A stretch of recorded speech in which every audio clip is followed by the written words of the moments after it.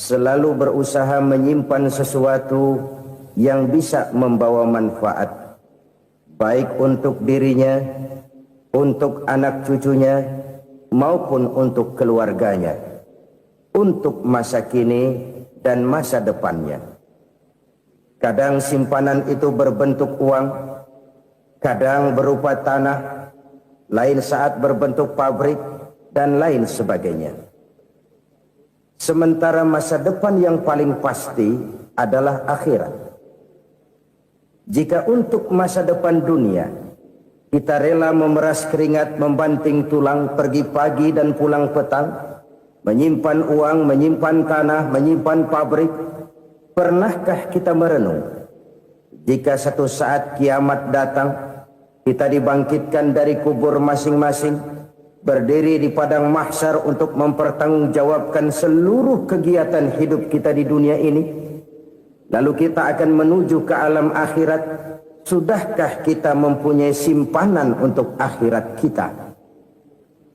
Pada pertemuan kali ini saya ingin menyampaikan sebuah hadis di mana Rasulullah sallallahu alaihi wasallam bersabda, "Arba'un min kanzil jannah." Simpanan sorga ada 4 macam. Yang pertama, ikhfa'us sadaqah, menyembunyikan sedekah. Saudara-saudara kaum muslimin, sebagaimana yang kita maklum bahwa Allah Subhanahu wa taala melebihkan sebagian rezeki dari kita terhadap yang lain.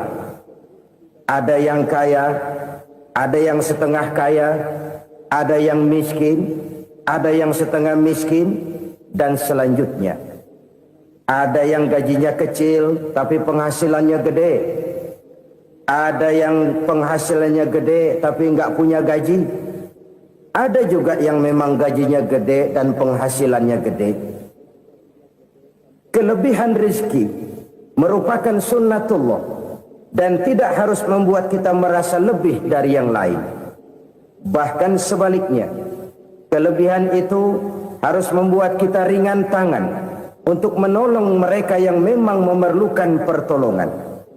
Kalau saudara diberikan ilmu, maka pertanyaan akhirat cuma satu: ilmumu kau amalkan untuk apa? Kalau saudara diberikan umur yang panjang, pengadilan akhirat juga bertanya satu: umurmu kau habiskan di mana? Tapi kalau saudara diberikan harta, pengadilan akhirat akan bertanya 2: hartamu kau dapat dari mana? Kau belanjakan kemana? Dari mananya ditanya dan kemananya juga ditanya. Oleh karena kita akan dimintakan pertanggungan jawab, maka amanah yang bernama harta ini harus kita gunakan dengan sebaik-baiknya. Ada penggunaan yang merupakan kewajiban, itu zakat namanya. Ada penggunaan yang sewaktu-waktu, itu infak namanya. Ada yang lebih sewaktu-waktu lagi, dan itu sedekah namanya. Zakat dia terikat oleh haul dan nisab, oleh putaran batas waktu dan ukuran dari harta itu sendiri. Sedangkan infak terikat oleh situasi dan kondisi perekonomian seseorang. Sedangkan sedekah tidak terikat dengan apapun. Dalam kondisi seperti apapun kita bisa melakukan sedekah dengan yang terkecil sekalipun. Sampai-sampai Rasulullah sallallahu alaihi wasallam mengajarkan, la tahqiranna minal ma'rufi syai'an walau an talqa akhaka biwajhin talik. Atau ada hadis, tabassumuka fi wajhi akhika laka shadaqah. Senyumanmu kepada temanmu adalah sedekah. Jadi untuk melakukan sedekah tidak harus dalam berbentuk uang. Dengan ilmu kita bisa sedekah, dengan tenaga kita bisa bersedekah, dengan pikiran kita bisa bersedekah, bahkan senyum kepada teman itu pun sedekah. Jadi kalau sedekah dengan uang memang belum punya uang, nyengir aja banyakin. Itu asal pada tempatnya, jangan lalu ketemu tiang listrik cengengesan. Tentu tidak pada tempatnya dan tidak wajar. Nah, sedekah yang paling dicintai Allah adalah sedekah yang disembunyikan. Artinya, jauh dari sifat riya. Kan kadang-kadang ada orang sedekah itu disebutkan namanya, apa tidak bagus? Kalau memang niatnya ikhlas, ya bagus-bagus saja. Untuk memberikan sugesti kepada yang lain. Si Fulan bin Fulan nyumbang sekian, diumumkan. Boleh kalau niatnya untuk memberikan rangsangan kepada yang lain supaya dia menyumbang lebih besar dari orang tadi. Tapi kalau itu mendatangkan riya, maka sedekah yang paling dicintai Allah adalah sedekah yang disembunyikan. Tangan kiri saja tidak tahu apa yang diberikan oleh tangan kanan. Sedekah yang dilakukan dengan ikhlas akan merupakan perbendaharaan surga, tersembunyi dari pandangan orang lain, tidak seorang pun tahu. Karena memang sikap yang baik adalah melupakan kebaikan dan mengingat kesalahan. Itu salah satu ciri orang bahagia. Orang yang selalu mengingat kesalahannya dan berusaha melupakan segala kebaikannya. Kalau dia akan berada kebaikan, dia tidak bisa ikut, dia merasa rugi karena dia merasa belum pernah berbuat baik. Tapi kalau akan melakukan kesalahan baru, dia ingat kesalahan yang sudah-sudah, sehingga terhalang baginya untuk melakukan satu kesalahan baru. Demikianlah saudara-saudara, bahwa Allah melebihkan rizki sebagian kita dari yang lain, agar terjadi tolong-menolong dalam kehidupan ini. Jadi kesenjangan yang nature, kesenjangan yang alami, itu sunnatullah. Ada yang kaya, ada yang miskin, ada yang kelas menengah. Nah, kenapa lalu sekarang kita berusaha mengentaskan kemiskinan? Oleh karena adanya kesenjangan struktural. Kalau yang kaya bisa semakin kaya, kenapa yang miskin tidak bisa naik jadi ikut sedikit kaya? Sebab pada dasarnya Islam adalah agama yang sejak turunnya sudah berupaya memerangi kemiskinan. Bahkan dikatakan kemiskinan itu mendekatkan kepada kekufuran. Orang kalau miskin udah dekat banget sama kafir. Gampang menjadi kafir. Berapa banyak saudara-saudara kita yang oleh karena soal perut, oleh karena soal materi, terpaksa meninggalkan dan menanggalkan akidahnya. Menjual petunjuk yang diberikan Allah dengan kesenangan dunia yang cuma sebentar ini. Na'udzubillah, thumma na'udzubillah. Jadi makin kita sembunyikan satu sedekah, semakin banyak perbendaharaan kita di surga. Sedekah yang paling dicintai Allah adalah sedekah yang disembunyikan. Malahan ada seorang sufi, dia punya kebiasaan kalau pergi sholat Jumat, dia bawa uang, itu uang dia taruh di bawah tikar masjid. Dia niat sedekah kepada siapa saja yang nemuin itu duit. Maksudnya apa? Supaya yang nemuin nggak tahu siapa yang punya duit. Demikian dia saking ingin menyembunyikan sedekahnya. Karena sifat riya itu bisa memakan amal kita sendiri. Riya itu termasuk menyebut-nyebut kebaikan kita. Orang yang suka nepuk dada, sedikit-sedikit ngitungnya kalau nggak gua. Tuh kalau nggak gua tuh. Tuh yang belas itu kalau nggak gua, kalau nggak gua. Iya kalau nggak lu kenapa emang? Orang yang suka menepuk jasad. Tuh, biasanya memang begitu saudara-saudara. Kalau perang lagi berkecamuk, orang nggak sempat ngaku jadi pahlawan. Tapi begitu perang selesai, yang kagak kenal bedil ngaku pahlawan, mas. Itu sesuatu yang biasa. Oleh karenanya, orang-orang yang ikhlas dalam bersedekah, disembunyikannya sedekah itu, Allah cinta betul. Malahan ada hadis memberikan jaminan, inna sedaqatal mar'il muslimi tazidu fil umri wa tadfa'u mitatas su'i. Sesungguhnya sedekahnya seorang mukmin tazidu fil umri, bisa menambah umur panjang. Wa tadfa'u mitatas su'i, dan menyelamatkan manusia dari mati secara su'ul khatimah. Jadi siapa yang kepengen panjang umur, banyaklah sedekah. Yang bosan hidup, pelit terus. Sedekah menambah panjang umur dan menyelamatkan manusia dari mati secara su'ul khatimah. Pak, katanya umur itu nggak bisa ditambah, nggak bisa dikurangin. Kapan? Kalau ajal sudah datang. Fa idza jaa ajaluhum la yastakhiruna sa'atan wa la yastaqdimun. Kalau ajal datang tidak bisa dimajukan, tidak bisa dimundurkan. Itu kalau ajal sudah datang. Tidak bisa lagi umur ditambah dikurangi, sudah datang.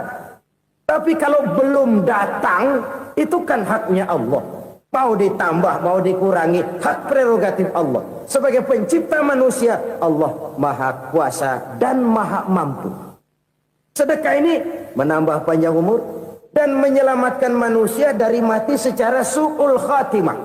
Itu orang mati kan sama ya, kondisinya mati, nggak nafas. Tapi hakikat mati kan lain-lain. Ada yang mati itu husnul khatimah, baik akhirnya. Misalnya lagi ngaji mati, lagi sholat mati, lagi sedekah mati. Ini yang dinamakan dengan husnul khatimah, baik di akhirnya. Sebaliknya ada yang su'ul khatimah, jelek di akhirnya. Ini yang jadi catatan akhir. Lagi nyekek botol, mampus. Lagi banting kartu, modar. Su'ul khatimah, jelek pada akhirnya. Sedekah menyelamatkan manusia dari mati secara su'ul khatimah. Dan kita semua kepengen mendapat husnul khatimah, jauh dari su'ul khatimah. Oleh sebab itu yang bisa menyelamatkan kita dari penyakit itu antara lain adalah sedekah yang disembunyikan, yang dikerjakan dengan ikhlas karena Allah, tidak karena kepengen dipuji orang, tidak karena ingin dikatakan orang pemurah. Sebab orang dermawan itu orang yang memberi tanpa harus diminta. Kalau masih harus diminta, ya belum dermawan namanya, masih harus diminta. Kalau nggak diminta ya tulus, lolos, polos. Saudara-saudara kaum muslimin rahimakumullah. Harta adalah amanat dan akan kita pertanggungjawabkan. Allah melebihkan rizki sebagian kita dari yang lain agar kita saling tolong menolong, bantu membantu. Nabi janjikan siapa yang meringankan beban saudaranya muslim di dunia, Allah akan meringankan bebannya di akhirat nanti. Sebuah jaminan dari baginda Nabi. Si orang yang kita bantu barangkali tidak bisa membalas, Allah yang akan membalas lewat jalan lain yang tidak pernah kita sangka-sangka. Ada orang tanya, Pak, ini ada orang nyumbang masjid sambil marah-marah, bagaimana? Saya bilang sumbangannya aja ambil, marahnya jangan. Marahnya jangan diambil, itu urusan dia. Saudara-saudara kaum muslimin rahimakumullah. Umat Islam ini kan umat yang punya potensi besar. Kadang kita merenung, kenapa kadang-kadang pembangunan masjid kok lambat sekali? Kalau hotel hari ini peletakan pertama, bulan depan peresmian. Supermarket hari ini peletakan batu pertama, minggu depan peresmian. Tapi kalau sudah yang namanya masjid, kadang-kadang peletakan batu pertama sekaligus jadi batu terakhir. 3 tahun, 4 tahun, campur nebar jalak di jalanan, duit dijaring kayak ikan sepat. Apa tidak ada orang Islam yang kaya? Banyak. Apa tidak ada pengusaha muslim yang jadi konglomerat? Ada. Lalu yang belum banyak itu yang komit terhadap nilai-nilai agamanya. Akhirnya kita jatuh jadi umat yang lemah. Belum ada pengusaha konglomerat muslim buka pabrik supermi cap beduk misalnya umpamanya atau pabrik kecap cap sorban supaya identitas keislamannya sedikit kelihatan. Kita jatuh jadi umat yang lemah karena potensi tidak terinventarisir dengan baik. Kita ini ibarat kompor yang cuma matengin nasi orang lain. Potensi kita dimanfaatkan oleh orang lain. Ukhuwah Islamiyah kita baru terbatas kepada silaturahmi. Ukhuwah di bidang ekonomi kita lemah, ukhuwah di bidang kebudayaan kita lemah, apalagi ukhuwah di bidang politik kita lebih rapuh lagi. Padahal ukhuwah itu adalah totalitas kehidupan manusia, menyangkut ipolek sosbud, memerlukan nilai-nilai ukhuwah. Jadi oleh karena itu mari kita menyadari di dalam harta kita, walaupun kita yang cari, pergi pagi, pulang sore, peras keringat, banting tulang, di sana ada harta anak yatim. Di sana ada hak masjid. Di sana ada hak pesantren, di sana ada hak jihad. Berbahagialah seseorang apabila dia oleh Allah dijadikan keran. Keran itu menyimpan air, tapi tidak untuk dirinya, tapi disalurkannya kepada mereka yang memang memerlukannya. Saudara-saudara kaum muslimin rahimakumullah, ini yang pertama. Jadi perbendaharaan surga adalah menyembunyikan sedekah. Orang lain nggak tahu, kita pun nggak pernah ngitung-ngitung. Kita anggap lewat begitu saja, padahal itu deposit akhirat. Satu. Yang kedua, perbendaharaan surga itu apa? Wa kitmanul musibah, menyembunyikan kesulitan. Kadang orang takut menghadapi kesulitan. Tapi makin kita merenung, hidup ini kan sebenarnya urusan. Takut sama urusan, ya jangan hidup. Tandanya orang hidup itu kalau punya urusan. Urusan melupakan problem. Problem sering menimbulkan kesulitan. Kesulitan bukan untuk ditakuti, tapi untuk diatasi dan dicarikan jalan keluarnya.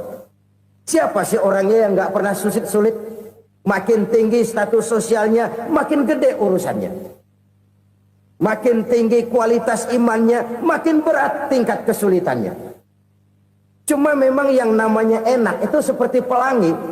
Biang lala itu nggak pernah di atas kepala kita, di atas kepala orang melulu. Lo sih enak lo, kata kita. Dia juga bilang, yang enak kan lo. Pelangi itu nggak pernah di atas kepala kita. Kata tukang beca, aduh enak ya naik Mercy.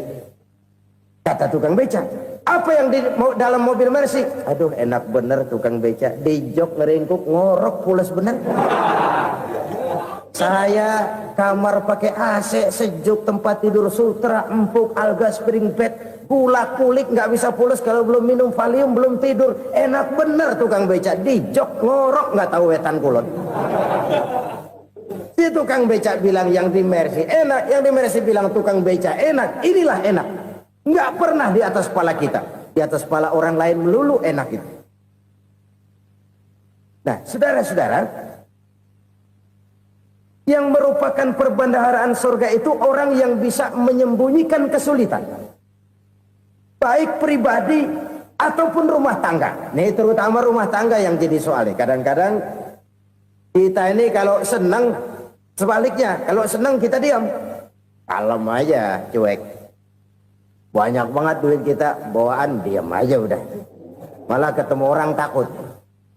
Tapi begitu susah, sekampung tahu.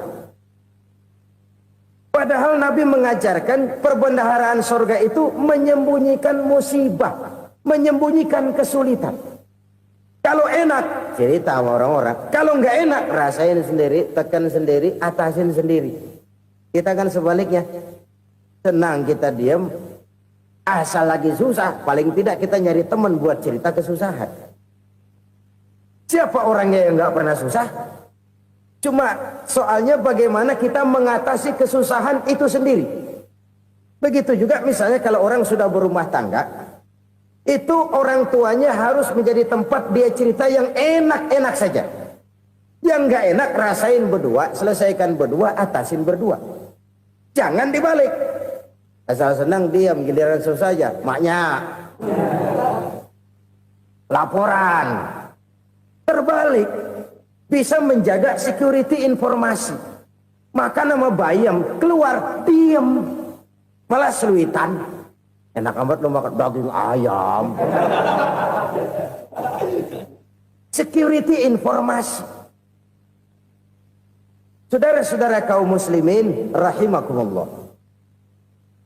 Ujian yang terberat itu yang pernah diberikan kepada para nabi, para rasul, para aulia, para ulama. Makin tinggi keimanan, makin berat bentuk kesulitan. Ayo saya kemukakan satu contoh saja.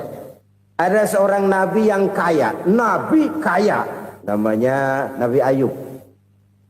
Iblis kalau orang begini kan keki, ibadahnya rajin, kaya. Nih yang kayak begini susah digodain.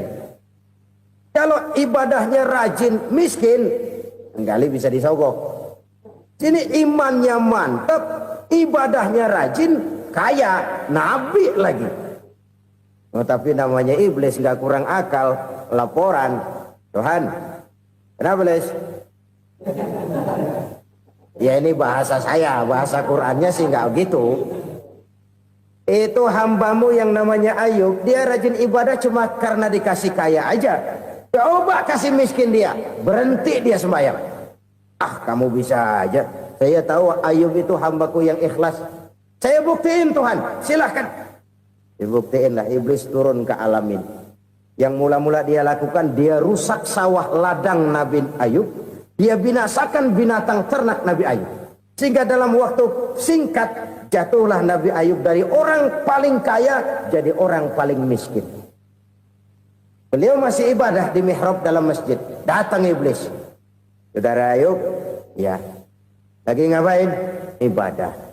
Nyembah Allah, nyembah Allah. Oh, percuma. Kenapa? Tuhan yang ente sembah nih, dia udah bikin miskin ente. Sawah ladang ente hancur lebur, binatang ternak binasa. Sekarang ente jadi orang paling miskin. Ngapain nyembah Tuhan kayak begitu? Tekor.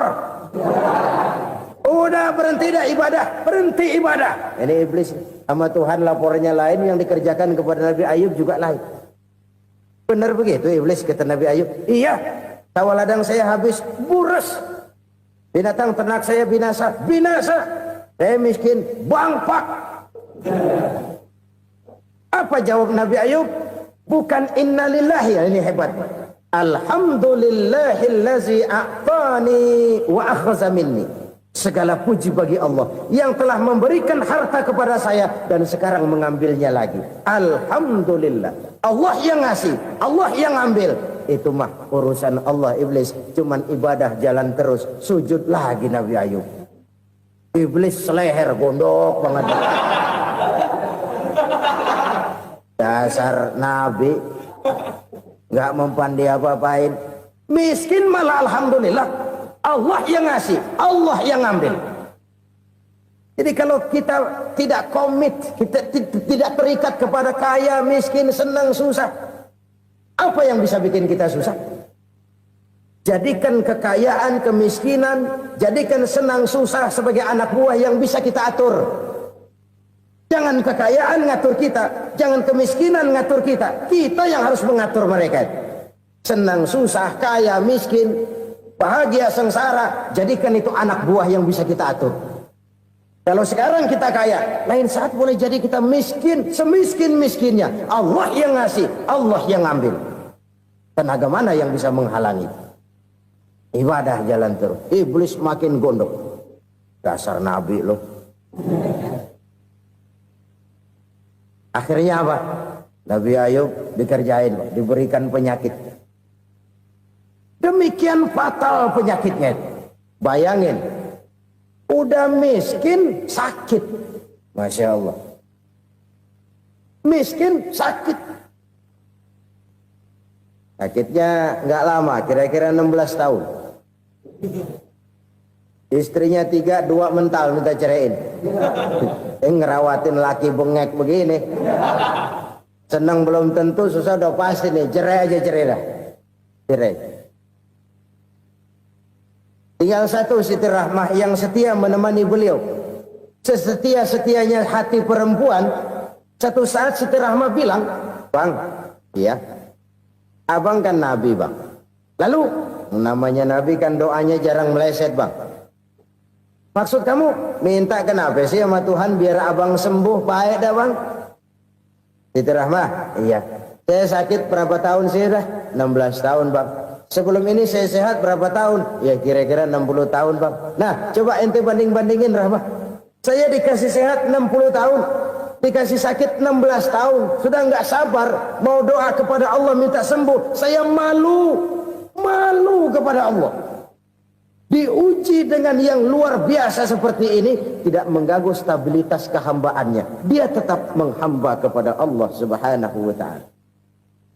Saudara-saudara kaum muslimin rahimakumullah. Kunci menghadapi kesulitan itu apa? Allah jelaskan dalam satu ayat, wa basyiris sabirin alladzina iza asabathum musibah qalu inna lillahi wa inna ilaihi raji'un.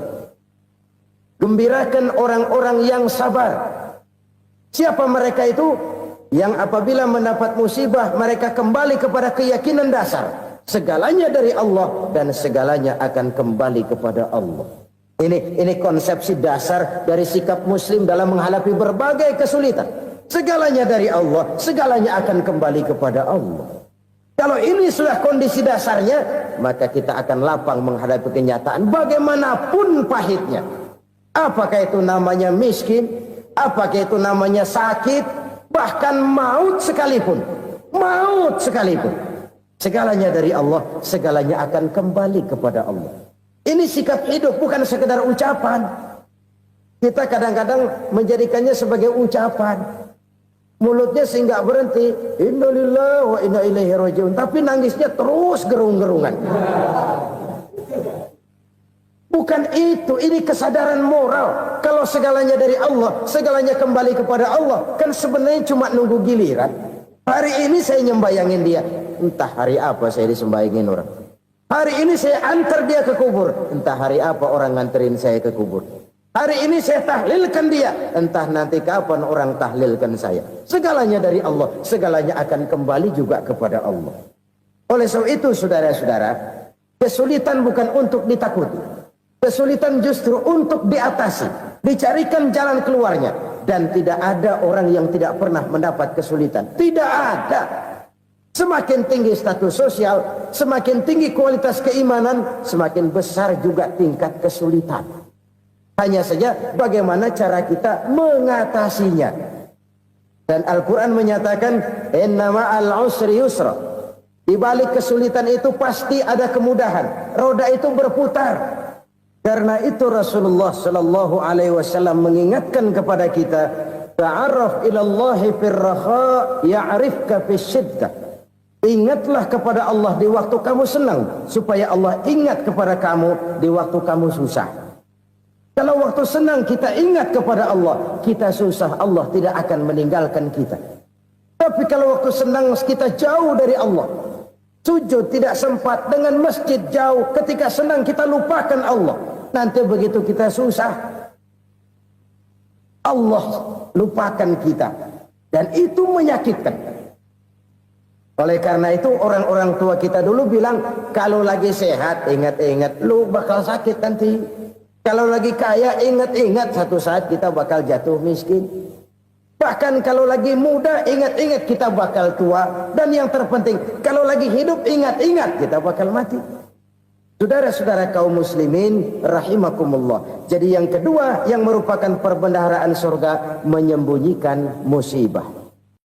Saudara-saudara kaum muslimin, rahimakumullah. Hal ketiga yang merupakan perbendaharaan surga adalah wasilatur rahmi. Orang yang suka bersilaturahmi. Sebagaimana yang kita maklum bahwa manusia adalah makhluk yang disebut zon politika. Makhluk sosial yang tidak mungkin hidup sendiri-sendiri. Betapa dan siapapun kita memerlukan orang lain. Bodoh betul manusia kalau tinggal di tengah masyarakat tapi tidak mau bermasyarakat. Merasa hebat sendiri, pinter sendiri, gagah sendiri, kaya sendiri. Mungkin kalau mati juga ngubur sendiri. Jangankan kita di sini, di sorga saja Nabi Adam waktu sendirian bengong melulu, mondar mandir. Allah tegur dam sepi dam. Ya ini kalau bahasa saya. Iya Tuhan sepi ini nggak ada coret-corekan pisan ini. Diciptakan Siti Hawa baru anteng Nabi Adam. Itu di sorga. Cobalah. Umpamanya saudara tinggal di Jakarta nih. Kayak bener. Apaan aja di Jakarta punya saudara dah. Jembatan Semanggi ambil. Monas, Buntel bawa pulang. Hotel-hotel ambil semua. Cuman tinggal di Jakarta sendirian, apa enaknya? Betapa dan siapapun kita perlu orang lain. Tidak ada seorang pun yang bisa memenuhi kebutuhan hidupnya secara sendiri-sendiri. Nah, Islam telah menyelamatkan manusia dari ras diskriminasi. Mengikat manusia dengan persaudaraan yang berlandaskan kepada akidah. Karena itu dianjurkan bersilaturahmi. Bahkan Nabi menyatakan, man arada ayyubsata lahu fi rizqihi wa yunsa'a fi atharihi falyasil rahimah. Siapa yang kepengen diluaskan rezekinya dan dipanjangkan usianya, banyaklah ia bersilaturahmi. Siapa yang kepengen dimudahkan rezekinya, hendaknya ia banyak bersilaturahmi. Kalau banyak teman, kesulitan kan paling tidak ada tempat cerita. Udah susah, sendirian kita pikirin diri, nggak ada tempat tukar pikiran. Cepet banget sama bengek. Dilawan sendiri. Nah, secara makro kita bisa berkata, tidak mungkin ada kemenangan kalau tidak ada kekuatan. Tidak ada kekuatan kalau tidak ada kesatuan dan persatuan. Tidak mungkin ada kesatuan dan persatuan tanpa semangat silaturahmi. Kalau umat Islam mau menang, dia harus kuat. Kalau umat Islam mau kuat, dia harus bersatu. Kalau umat Islam mau bersatu, dia harus membudayakan silaturahmi ini.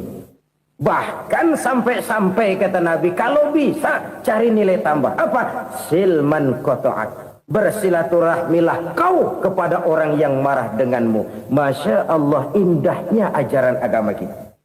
Orang yang marah pun kepada kita, kata Nabi, kalau bisa bersilaturahmilah kepadanya, kepada orang yang marah itu. Di situ nilai tambah.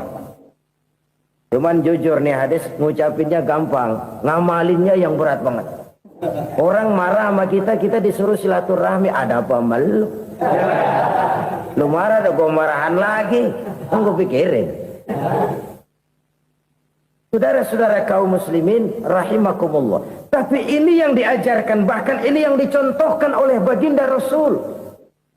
Bagaimana begitu mudah, misalnya satu saat Abu Jahal ini ngatur strategi bagaimana bikin Muhammad celaka. Dia gali lubang di depan tempat tidurnya. Dia tutupin daun korma. Terus dia panggil seseorang, ke sini. Kasih tahu Muhammad, pamannya sakit keras, minta ditengokin. Berangkat orang ini ke sana. Muhammad, labbaik. Pamanmu sakit keras, dia minta ditengokin. Baik, saya akan datang menjenguk beliau. Berangkatlah Nabi ke rumah Abu Jahal tanpa prasangka apapun. Abu Jahal udah pasang setil, selimut 3 rangkap setengah dia pakai, persis kayak orang meriang. Tapi sembari ngintip dari balik selimut, begitu Muhammad buka pintu, nah masuk perangkap nih. Muhammad jalan menuju tempat pembaringan. Makin lama makin dekat, makin lama makin dekat, makin dekat ke lubang yang dipasang oleh Abu Jahal itu. Dalam hati Abu Jahal, terus dah jatuh, mampus dah lo ini. Mampus lo hari ini nih. Apa yang terjadi? Malaikat Jibril datang. Muhammad, pamanmu cuma pura-pura sakit. Di depan tempat tidurnya ada lubang perangkap supaya kamu jatuh ke situ. Sudah, kamu pulang. Balik kanan Nabi. Sudah hampir jatuh ke lubang, balik kanan, pulang. Bayangin kecewanya Abu Jahal. Muhammad dikit lagi, Muhammad dikit lagi. Enggak paman, saya pulang aja. Emosi bangun dari tempat tidur, enggak sadar kalau lagi pura-pura sakit. Lompat ngejar Nabi, dia lupa dengan lubang yang dia gali. Serak, nyemplung sendiri ke dalam lubang.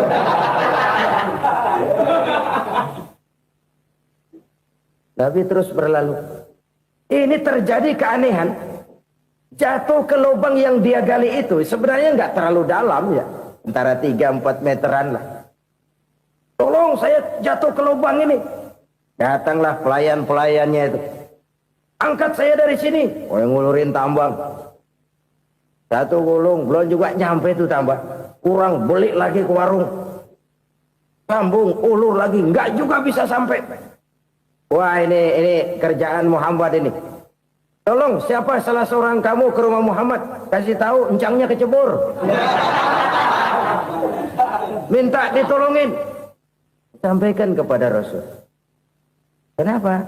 Pamanmu jatuh ke lubang, Muhammad minta tolong diangkatin. Tambang udah nyambung-nyambung nggak nyampe juga. Ya, nanti saya datang, saya tolong. Coba.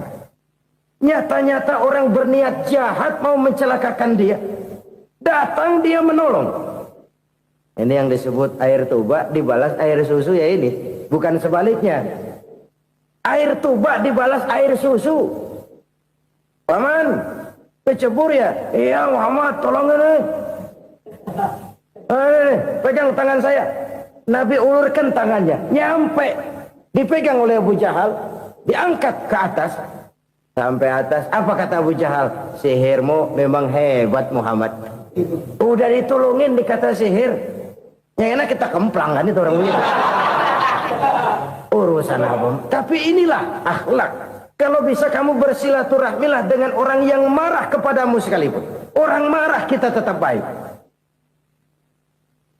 So, kalau kita berbuat baik sama orang yang memang baik, rasanya sih biasa-biasa aja. Orang baik kita baik lagi, ya draw aja, belum ada nilai tambah di situ. Baru ada nilai tambah kalau kita bisa berbuat baik kepada orang yang nyakitin kita. Itu namanya kita setingkat di atas dia. Dia sakitin kita, kita berbuat baik sama dia. Dia pelit sama kita, kita baik sama dia.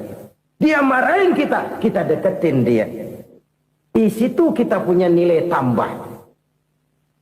Jadi siapa yang ingin diluaskan rezekinya kata Nabi dan dipanjangkan umurnya, hendaklah ia banyak-banyak bersilaturahmi. Sederhana sebenarnya silaturahmi, tapi silaturahmi membangkitkan semangat kesatuan dan persatuan. Kesatuan dan persatuan melahirkan kekuatan. Dalam matematika 1 ditambah 1 pasti 2. Tapi di tengah masyarakat 1 orang takut ditambah 1 orang takut, hasilnya jadi 2 orang setengah berani. Kenapa setengah berani? Karena udah berdua. Tadi pan takut sendirian. Kalau dia kumpul turu-turu takutlah jadi berani. Kita yang lemah, kita yang tidak berdaya, kita yang miskin, kalau mau kompak bersatu, apa yang nggak bisa kita kerjain? Apalagi tinggal di kota besar, pilihan cuma 2. Bertahan atau minggir. Bertahan atau minggir. Untuk bisa bertahan harus mampu bersaing. Untuk mampu bersaing harus punya keahlian. Keahlian harus ditunjang dengan pendidikan. Ditambah oleh kekompakan sebagai umat. Udah miskin mencar mulu, orang injak kita. Orang nggak pandang urusan apa malu. Oleh karena itu silaturahmi pada hakikatnya merupakan roh dari ukhuwah yang diajarkan oleh agama kita. Bagaimana Islam menyelamatkan masyarakat manusia dari ras diskriminasi, mengikat manusia, dan tidak ada persaudaraan yang lebih indah selain persaudaraan yang diikat dengan nilai-nilai akidah. Sepanjang orang di jalan Allah, itulah saudara kita. Keluar dia dari jalan Allah, selesailah persaudaraan sampai di situ. Karena itu, kalau ingin menyimpan sesuatu di surga, banyaklah bersilaturahmi. Datang ke rumah ini, datang ke rumah itu, dan lain sebagainya. Itu simpanan kita di akhirat nanti. Ini yang ketiga. Saudara-saudara, yang keempat, perbendaharaan surga itu apa? Wa qawlu la hawla wa la quwwata illa billah. Ucapan la hawla wa la quwwata illa billah. Ibadah kan ada yang berat, modalnya besar. Bangun masjid berat, modalnya besar. Bangun rumah sakit berat, modalnya besar.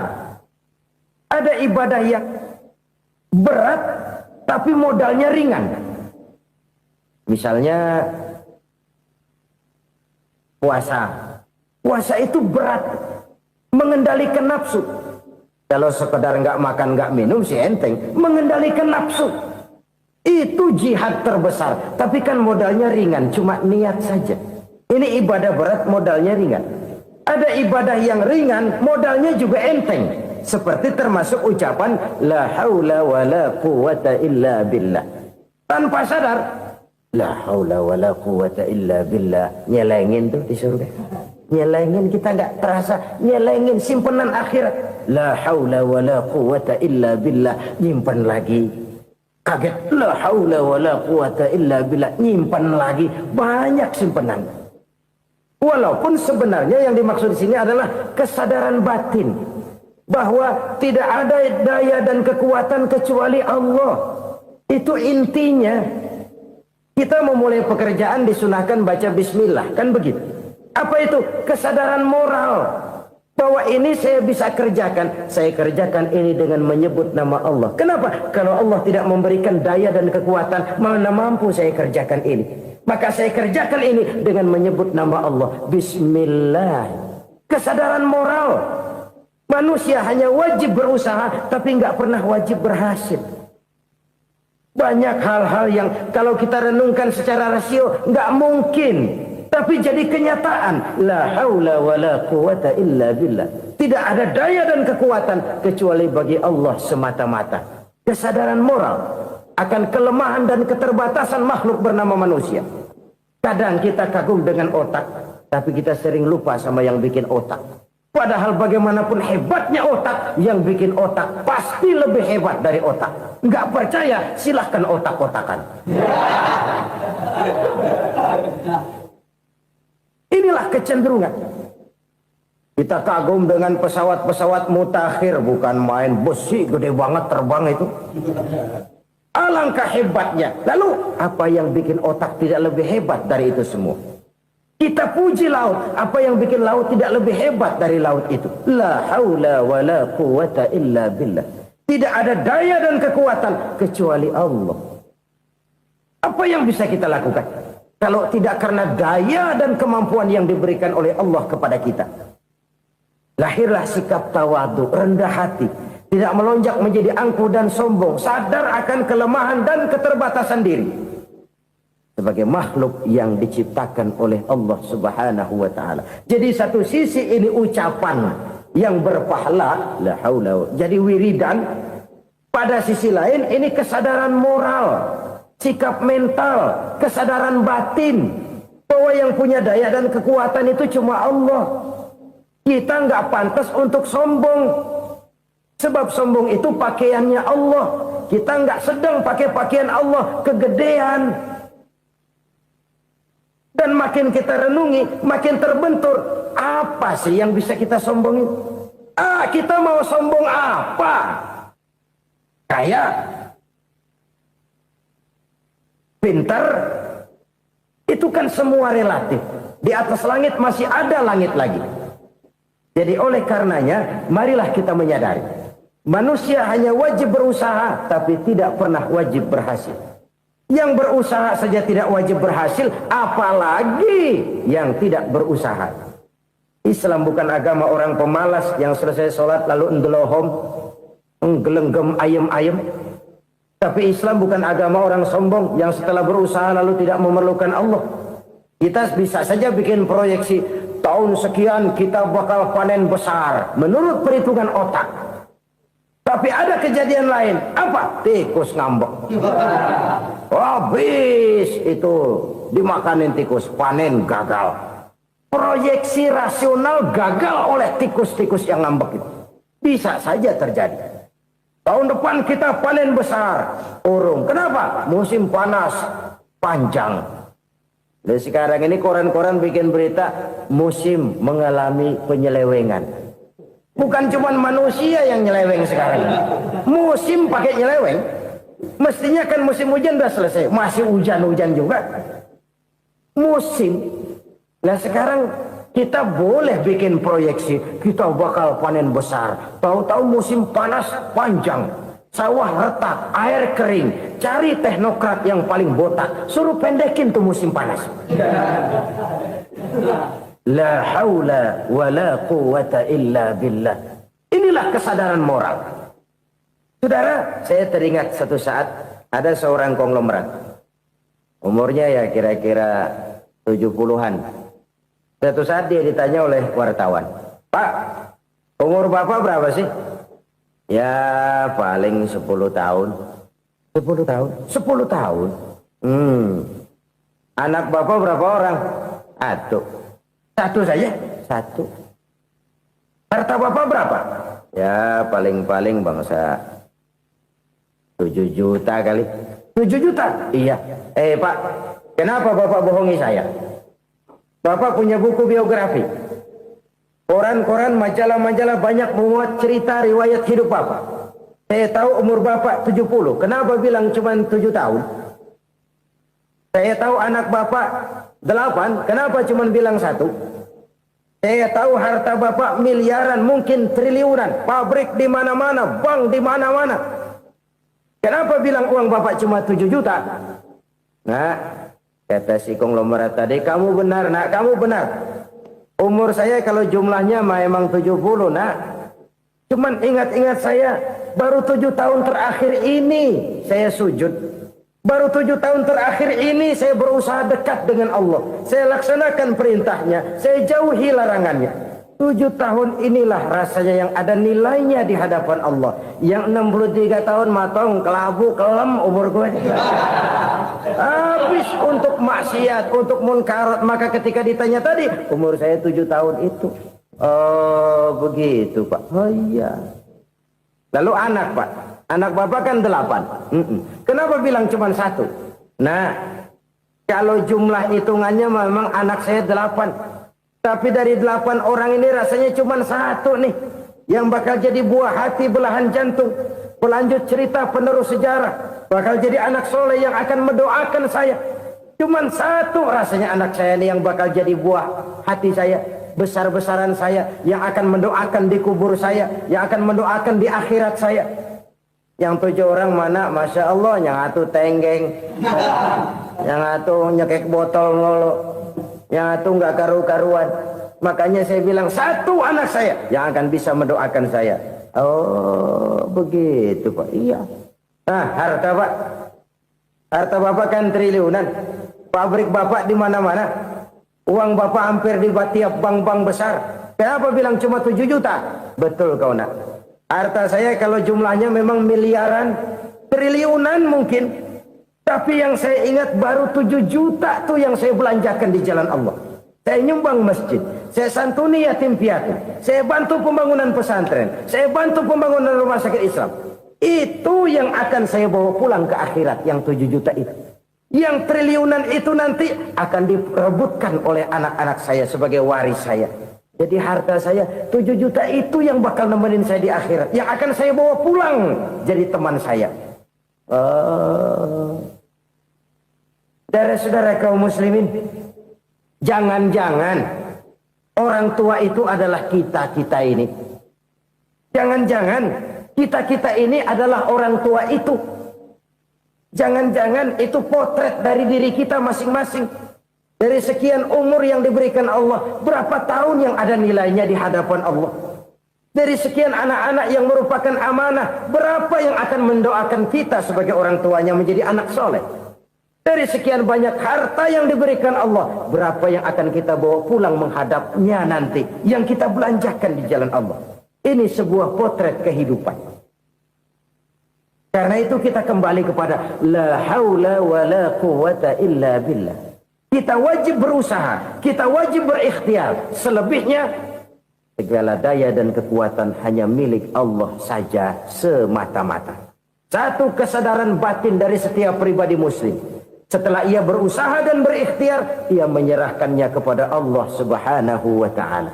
Jadi, satu sisi ini merupakan wiridan ucapan yang mengandung pahala. Pada sisi lain, ini merupakan sikap batin dari seorang muslim di dalam ia menghadapi realitas kehidupan ini.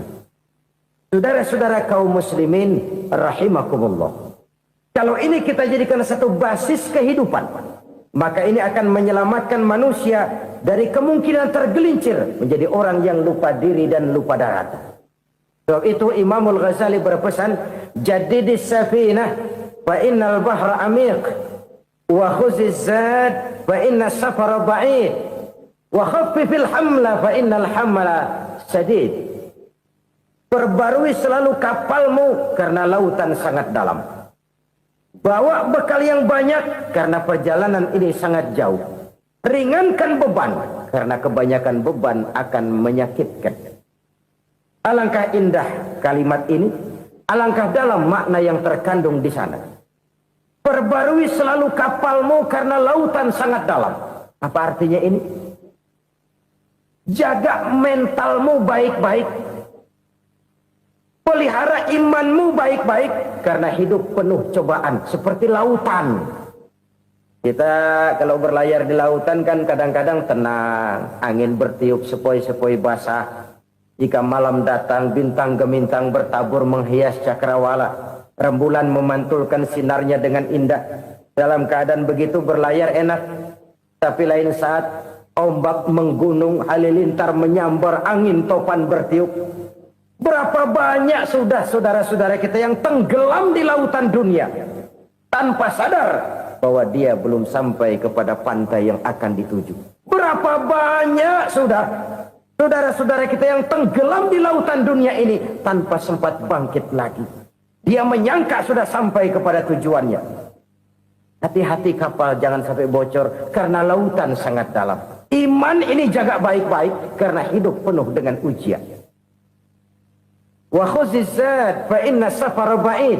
Bawa bekal yang banyak karena perjalanan sangat jauh. Saudara mau ke Bandung, bawa duit. Saudara mau ke Surabaya, banyakan lagi duitnya. Saudara mau ke Mekah, gepokan, iketan tuh duit nggak lembaran lagi. Makin jauh perjalanan, makin banyak bekal yang harus kita bawa. Kalau saudara dari Jakarta mau ke Surabaya, kagak bawa duit berangkat juga, itu sih bukan berani namanya, nekat. Sampai Surabaya belum tentu, sengsara di jalan udah pasti. Kenapa? Nggak bawa bekal berangkat. Sama juga kita nih, misalnya belum sempat sembahyang, mati. Waduh, berani banget orang. Belum punya bekal, mati. Sengsara di jalan. Atau bekal tidak cukup. Dari Jakarta saudara mau ke Surabaya, bawa duit 500 perak. Paling jauh Cikampek nyampenya itu. Paling jauh itu. Antara jauhnya perjalanan dengan bekal yang saudara bawa tidak seimbang. Hidup ini perjalanan panjang.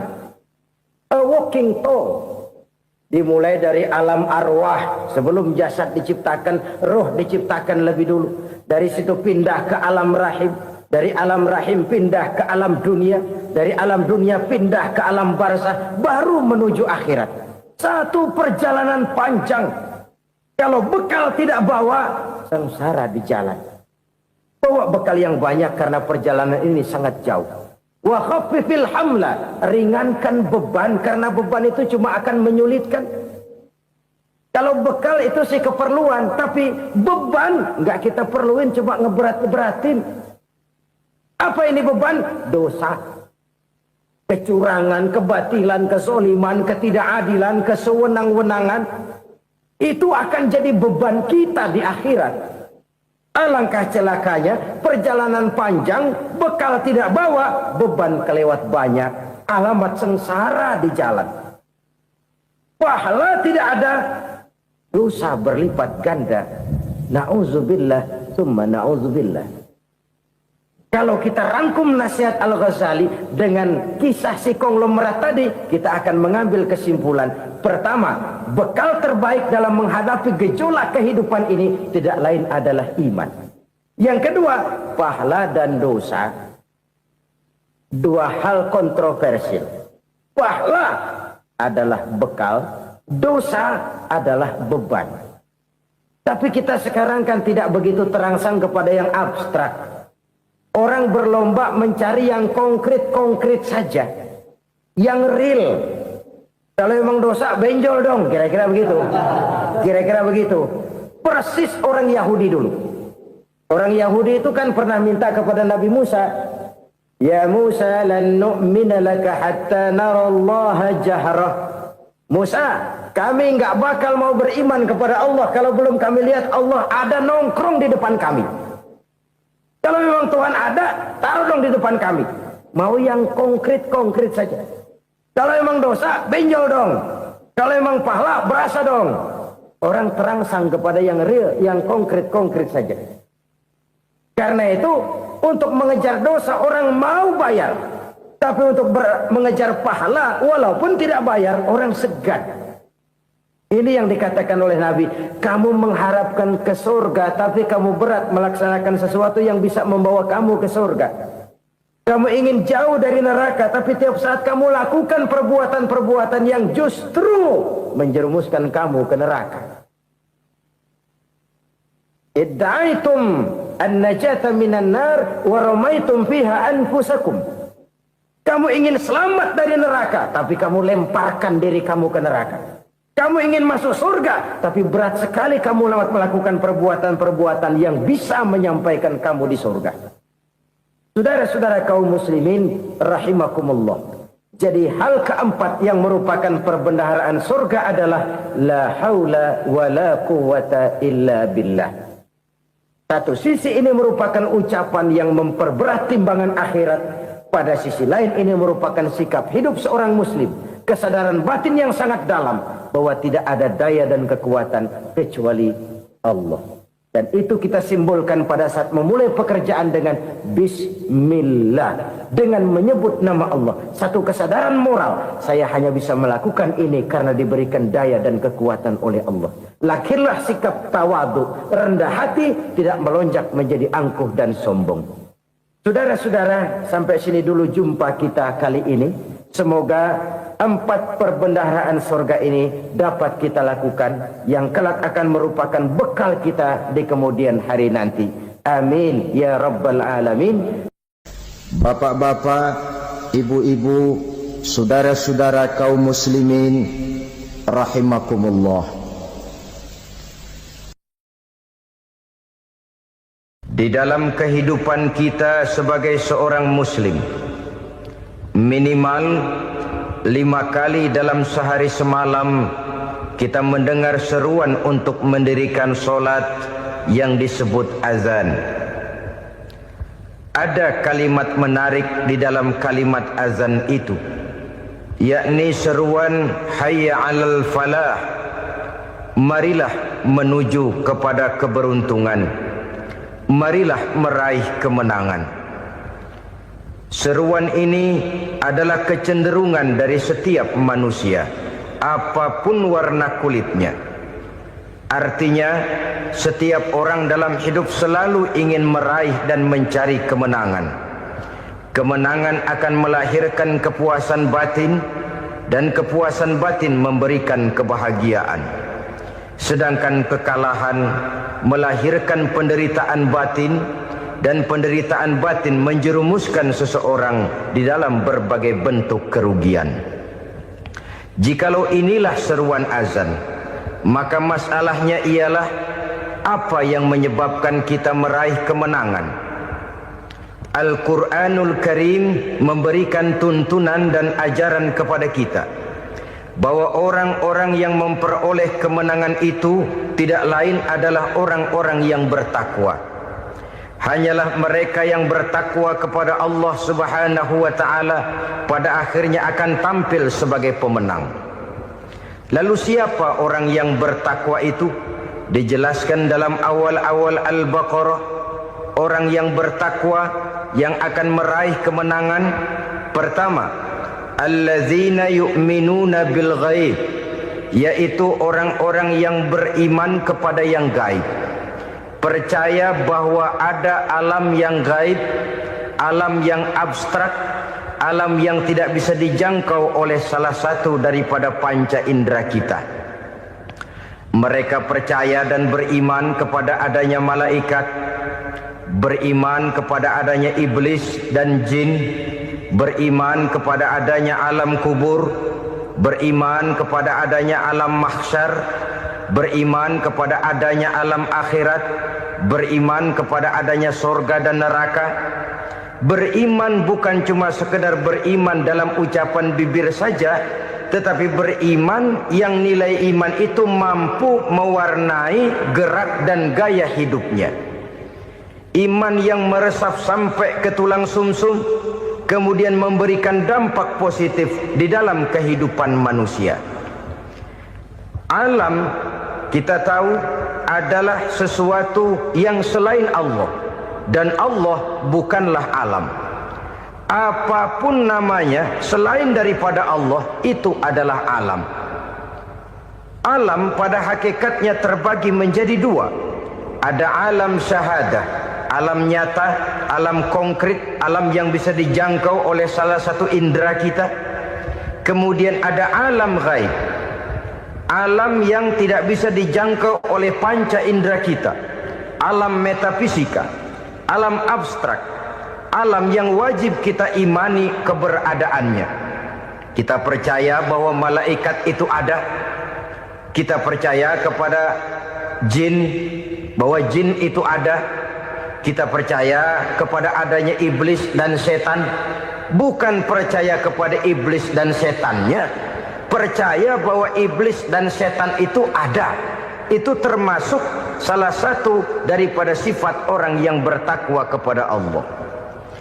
Saudara-saudara kaum muslimin rahimakumullah, kecenderungan pembangunan yang lebih bersifat materialistis biasanya menggeser aspek kehidupan rohani. Orang berpikir empiri, dan dalam pola pikir yang demikian maka alam gaib tidak lagi mendapat perhatian. Aspek kehidupan yang bersifat rohaniah malah mulai ditinggalkan.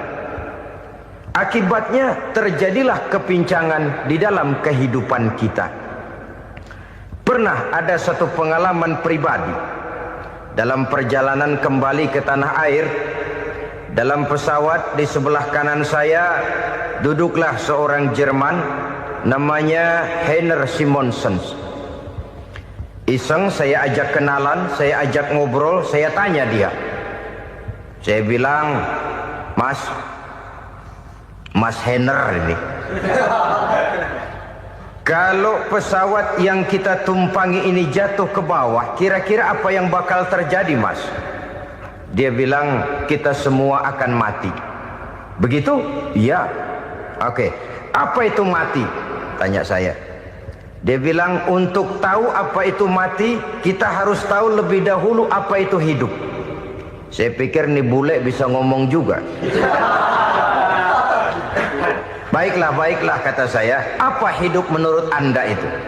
Oh, hidup itu dia bilang, kalau seluruh anggota badan kita bekerja secara normal, paru-paru memompa darah secara normal, jantung berdetak secara normal, sel-sel tubuh bekerja secara fit, dan organisme tubuh hanya mau bekerja secara normal, dia bilang, kalau kita memberi makan yang cukup, menu yang teratur, dan gizi yang lengkap. Saya bilang, kesimpulannya apa, Ner? Dia jawab, hidup adalah dari tangan ke mulut. Life is from the hand to the mouth, kata dia. Hidup adalah dari tangan ke mulut.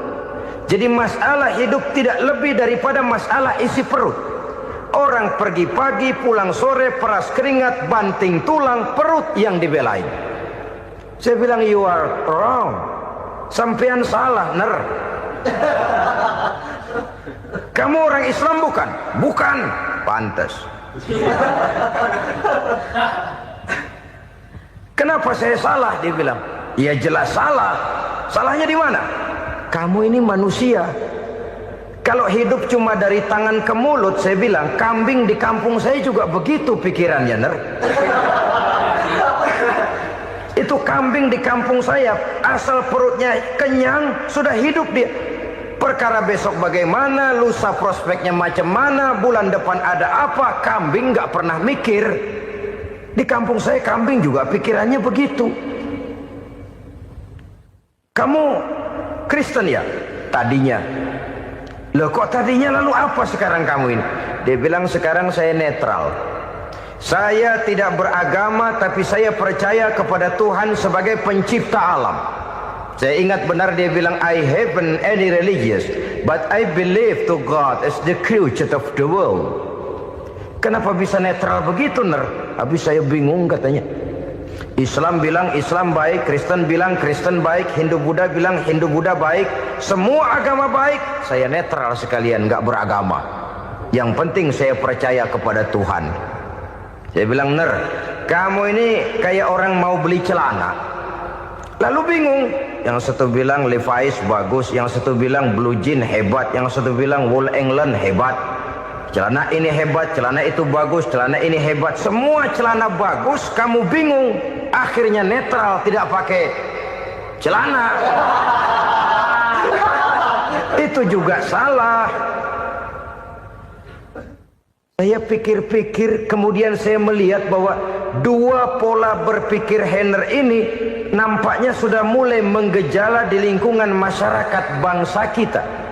Disadari atau tidak, secara jujur kita harus berkata, dua pola pemikiran Heiner ini mulai berkembang di tengah masyarakat bangsa kita.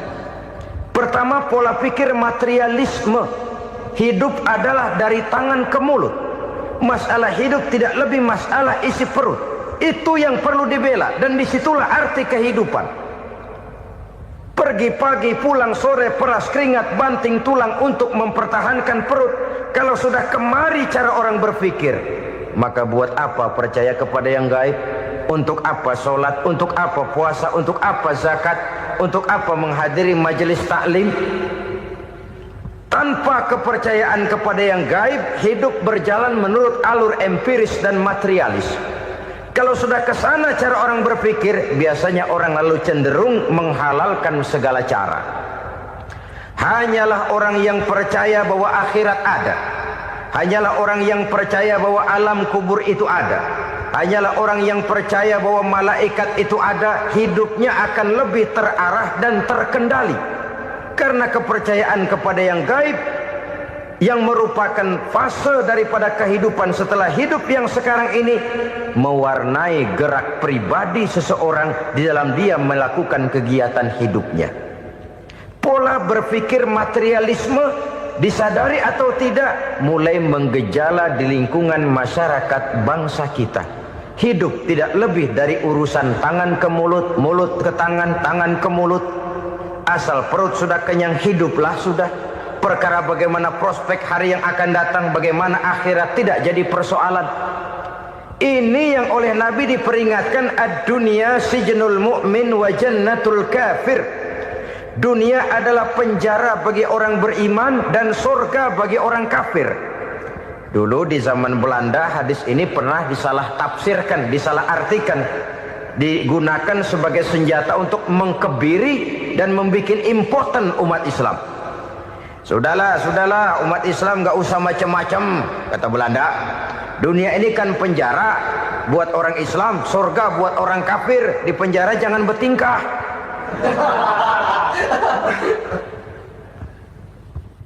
Pengertiannya tidak begitu.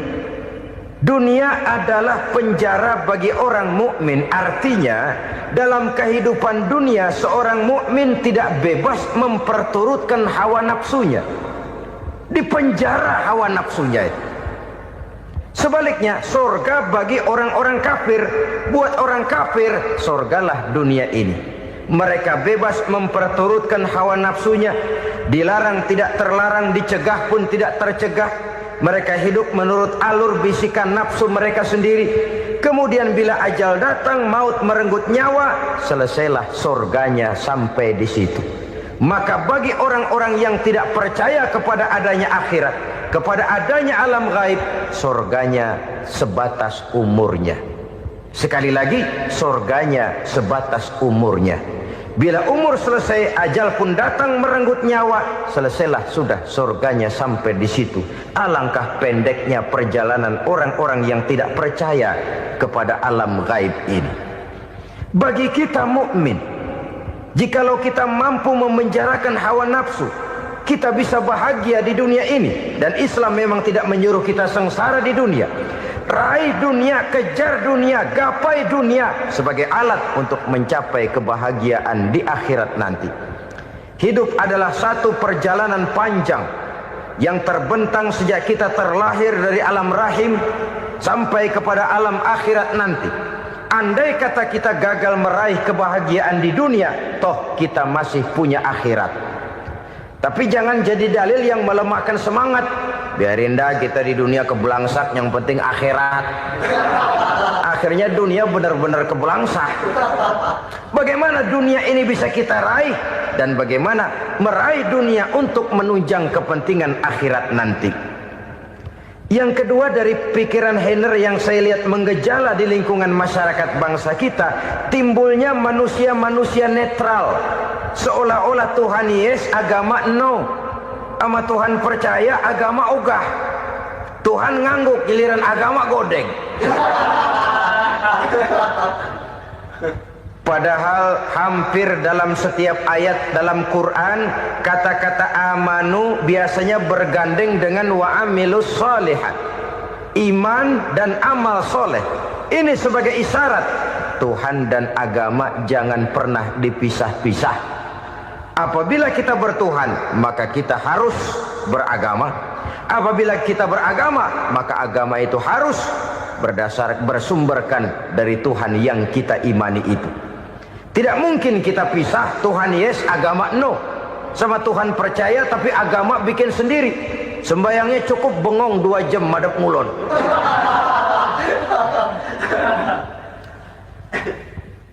Saudara-saudara kaum muslimin rahimakumullah. Jadi dengan demikian, agama yang kita akui merupakan unsur mutlak di dalam pembangunan sekarang ini, merupakan bagian dari kehidupan yang menuntun kita bahwa di balik alam nyata ini, di balik alam syahadah ini ada alam gaib. Dan mudabbir, murabbi, yang mengatur, yang menguasai, yang memelihara baik dia alam nyata, baik dia alam gaib, tidak lain adalah Allah Subhanahu wa ta'ala. Di sana ada satu super power, satu maha kekuatan yang kita perlu bersandar kepadanya. Sebagai makhluk nyata yang hidup di alam nyata, berbuatlah secara nyata sebagaimana harusnya kita berbuat. Karena Islam jelas bukan agamanya orang pemalas. Islam jelas bukan agamanya orang yang mengajarkan setelah selesai sholat boleh duduk, nggelenggem ayam-ayam, ndelohom, menghitung bintang di langit sambil menunggu keajaiban. Tidak. Islam adalah agama yang mengajarkan apabila sholat sudah selesai kamu kerjakan, bertebaranlah di permukaan bumi, cari karunia Tuhanmu. Jangan hidup berpangku tangan menunggu keajaiban. Karena hidup bukan undian. Jangan berharap untung besar tanpa mau peras keringat. Tapi di sebalik itu toh kita juga harus yakin bahwa di sisi usaha nyata yang kita lakukan ada satu super power, satu maha kekuatan gaib yang menentukan berhasil dan tidaknya usaha kita. Kepercayaan kepada hal semacam inilah yang mendorong kita untuk mempunyai sandaran vertikal, agar jikalau usaha ini berhasil kita tidak lupa diri dan lupa daratan. Jikalau usaha ini gagal kita tidak putus asa dan buruk sangka, tidak cupik pandangan dan sempit hati, tapi mampu melihat persoalan dengan kacamata putih sambil husnuzon kepada Allah Subhanahu wa ta'ala. Kita percaya malaikat itu ada. Ada yang namanya raqib dan atid, mengawasi gerak hidup kita sampai kepada gerak hati kita. Ini memberikan sugesti agar kita berhati-hati. Tidak sejengkal tanah pun kita bisa berlindung dari pengawasan raqib dan atid. Ada munkar nakir yang akan menyoal kita di alam kubur. Ada malaikat Malik, penjaga neraka. Ada malaikat Ridwan yang menjaga surga. Kita percaya kepada adanya jin. Kita percaya kepada adanya setan, iblis. Percaya kepada adanya, bukan mempercayai si setan, si iblis lalu menjadikannya sebagai teman. Tidak. Percaya bahwa mereka itu ada dan merupakan makhluk Allah yang gaib, yang diciptakan Allah Azza wa Jalla. Kepercayaan kepada alam gaib memberikan motivasi terhadap gerak lahir manusia, sehingga dengan motivasi kepercayaan kepada yang gaib, gerak lahir jadi lebih terarah, jadi lebih terpelihara. Pernah seseorang bertanya, "Pak, apakah adanya akhirat bisa dibuktikan secara ilmiah?" Saya bilang tidak bisa, tidak bisa. Kenapa? Karena yang berangkat nggak pernah pulang kemari lagi. Kalau dia pulang kemari bisa kita tanya bagaimana enak di sono. Cuma secara moral saya katakan, lebih beruntung orang yang percaya kepada akhirat daripada yang tidak. Sekarang saudara percaya akhirat ada, lalu saudara baik-baik di dunia, sholat, puasa, zakat, menolong orang lain, menebarkan kebajikan. Saudara mati, andai kata akhirat tidak ada, toh dalam hidup saudara sudah berbuat baik. Paling tidak nama saudara akan dikenang sebagai orang baik. Sebaliknya, saudara percaya, kata saya, bahwa akhirat tidak ada, lalu hidup semau-maunya, tenggelam dalam maksiat dan munkarat, menentang Allah, tidak mau ruku dan sujud. Lalu saudara mati, kemudian akhirat ada, ayo mau apa? Bekal tidak punya. Jadi secara moral lebih beruntung orang yang percaya kepada adanya akhirat daripada yang tidak percaya. Dan itu alam gaib yang tidak bisa dibuktikan secara eksat. Jangankan untuk membuktikan seperti itu, dalam kehidupan sehari-hari saja yang kita rasakan tidak selalu berbentuk toh. Angin, bagaimana sih bentuknya angin? Kita tidak tahu. Merah, buktinya kalau dikerok merah. Yang merah itu kulit, yang kulit kita bukan anginnya. Sakit, rasa sakit itu ada, tapi bagaimana bentuk sakit kita nggak pernah tahu. Kalau kita makan cabai pedas, bagaimana bentuk pedas itu tidak ada, tapi rasa ada. Bentuk pedas hijau, cabenya bukan pedasnya. Tidak semua yang kita rasakan bisa kita gambarkan dalam bentuk yang konkret. Oleh karena itu, sekali lagi bahwa kepercayaan kepada alam yang gaib mampu memberikan satu sugesti yang menata kehidupan seseorang lebih lurus, lebih terarah, dan lebih terkendali.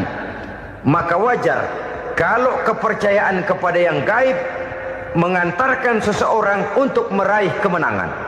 Kenapa? Dia percaya kepada yang gaib, bahwa akhirat ada, bahwa alam kubur ada, bahwa pertanggungan jawab itu ada. Maka dia lalu tidak hidup saenae udele dewe, itu loh. Tidak hidup menurut seleranya sendiri, terarah, teratur. Ini cirinya yang pertama. Orang bertakwa yang akan meraih kemenangan, mereka beriman, mereka percaya kepada yang gaib. Bahkan hal-hal konkret saja selalu berangkat dari yang gaib. Saudara-saudara, para remaja, para pemuda sekarang ini tidak pernah tahu toh siapa yang akan jadi teman hidup saudara. Kita bisa saja ngerancang, mentargetkan, tapi toh akhirnya yang namanya jodoh bukan kekuasaan kita. Rezeki di luar kemampuan kita. Begitu juga ajal.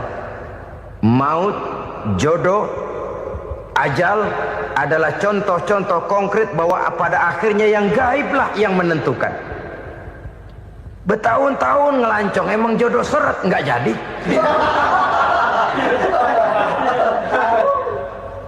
Begitu kenal baru setengah malam nginep ditangkap hansip kan. Hal-hal semacam itu kadang-kadang kita berpikir suuzon, gilet, perempuannya cakep banget, lakinya rebek amat. Memang begitulah jodohnya. Memang begitulah jodohnya. Saudara hadirin ma'asyiral muslimin yang saya hormati, jadi hal-hal yang konkret saja kita yakini sepenuhnya ditentukan oleh satu superpower yang gaib itu tadi. Dari sanalah segala ketentuan itu berangkat dan kesanalah segalanya akan kembali. Maka kepercayaan kepada yang gaib meluruskan gerak hidup seseorang dan itu akan mengantarkan dia kepada meraih kemenangan. Satu. Yang kedua, wa yuqimuna shalah. Orang bertakwa yang akan meraih kemenangan itu adalah orang-orang yang mendirikan sholat. Kenapa sholat mengantarkan orang untuk meraih kemenangan? Yang jelas, inna sholata tanha anil fahsya'i wal munkar. Sholat mampu mencegah manusia dari perbuatan keji dan munkar. Banyak filsafat hidup yang terkandung di dalam sholat ini.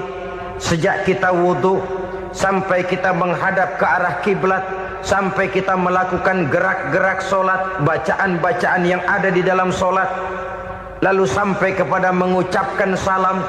Banyak filsafat hidup yang terkandung di dalam sholat.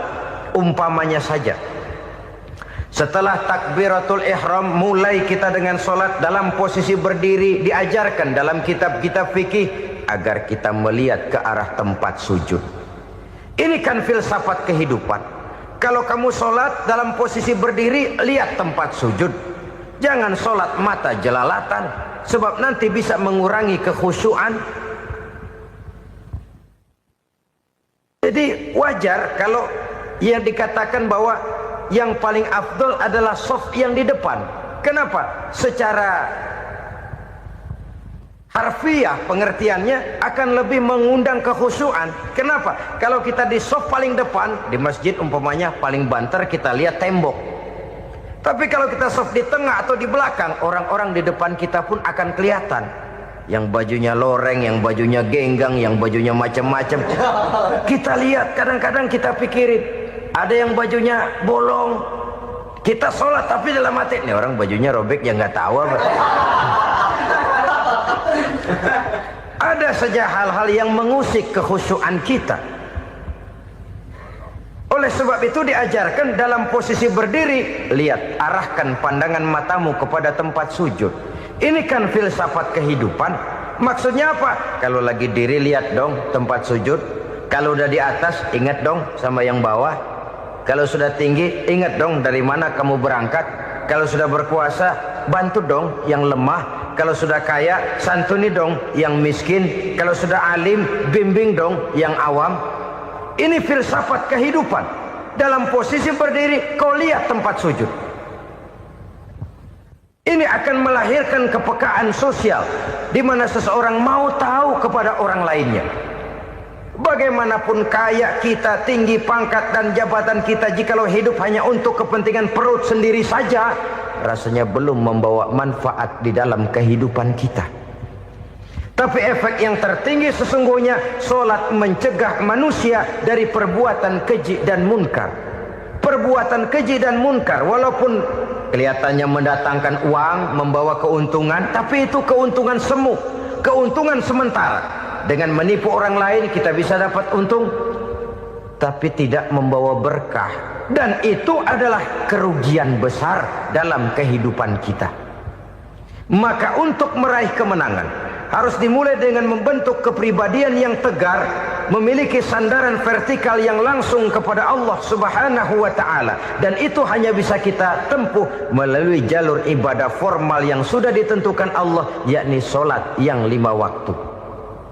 Untuk memperkuat itu ada sholat-sholat sunnah, rawatib, nawafil sebagai terminal-terminal kontrol cadangan untuk memelihara stabilitas temperatur batin di dalam kita berhubungan dengan zat yang maha gaib, yaitu Allah Subhanahu wa ta'ala. Orang sering bertanya, Pak, itu tetangga saya nggak sholat, duitnya nggak habis-habis, Pak. Nggak sholat tapi mobilnya tambah terus. Nggak sholat tapi usahanya makin maju. Tapi di sisi lain ada orang yang rajin sholat, rezekinya butak bener.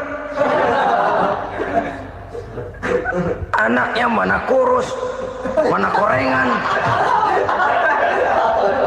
Saudara hadirin ma'asyiral muslimin rahimakumullah. Harus saya katakan bahwa sholat memang bukan untuk cari duit. Sholat adalah sandaran vertikal kita kepada Allah. Sedangkan soal rezeki itu berkaitan dengan sifat Allah maha pengasih dan maha penyayang. Allah maha pengasih, siapapun dikasih kalau mau usaha. Allah maha penyayang, tidak semua orang disayang oleh Allah Azza wa Jalla. Dan belum tentu banyak harta itu merupakan nikmat. Mungkin juga istidraj. Artinya istidraj itu dikasih tapi diambulin, kalau bahasa Betawinya itu. Dikasih tapi diambulin, itu bukan merupakan nikmat sesungguhnya, lebih merupakan azab dari Allah Subhanahu wa ta'ala.